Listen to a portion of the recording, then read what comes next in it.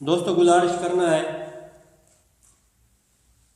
مولا امام جعفر صادق علیہ السلام نے ظالم اور جابر بادشاہ کو کیسے جواب دیا، اس کی باتوں کا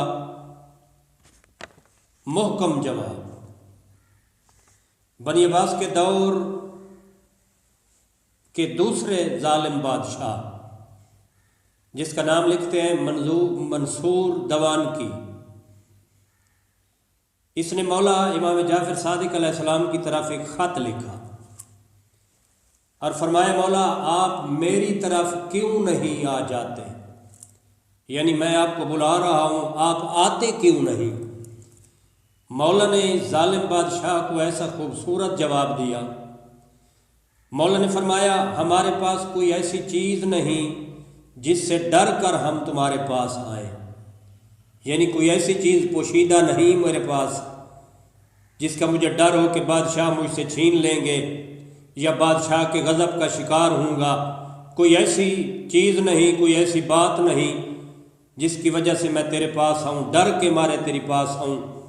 اور دوسرے نمبر پر مولا فرماتے ہیں، اور دوسرے تیرے پاس بھی آخرت کی کوئی چیز نہیں جس کی تجھ سے امید رکھ کر آئیں۔ اور پھر فرماتے ہیں تیسرے نمبر پر، تیرے پاس کوئی ایسی نعمت بھی نہیں جس کی آ کر تجھے مبارکباد دے۔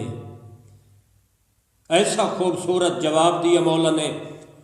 اور نمبر چوتھے پر مولا فرما رہے ہیں، جو کچھ عہدہ اور دولت ابھی تیرے پاس ہے اسے تو مصیبت اور عذاب بھی نہیں سمجھتا کہ تیری تعریف کرنے کے لیے تیرے پاس آئے۔ ایک ایک بات مولا کی سونے کے حروف سے لکھنے کے قابل ہے۔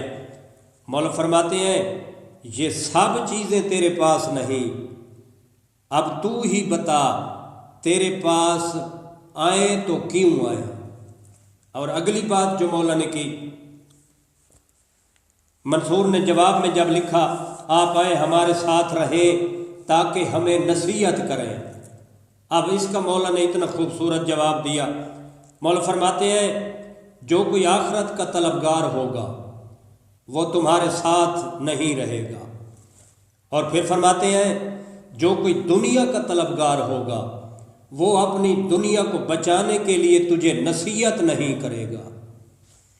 مستدرک الوسائل کتاب کا حوالہ انہوں نے دیا ہے، یعنی ظالم جابر دین سے منحرف اور ایسے بادشاہ کو، دنیا دار کو مولا نے ایسا خوبصورت جواب دیا کہ قیامت تک کے لوگوں کے لیے مولا کی یہ بات مشعل راہ ہے کہ ظالم کے سامنے کلمہ حق کہہ دینا جہاد سے کم نہیں ہے، اور دولت مند کی دولت سے نہیں ڈرنا چاہیے بلکہ اس ذات لم یزل سے ڈرنا چاہیے جس کے قبضہ قدرت میں پوری کائنات کا نظام ہے۔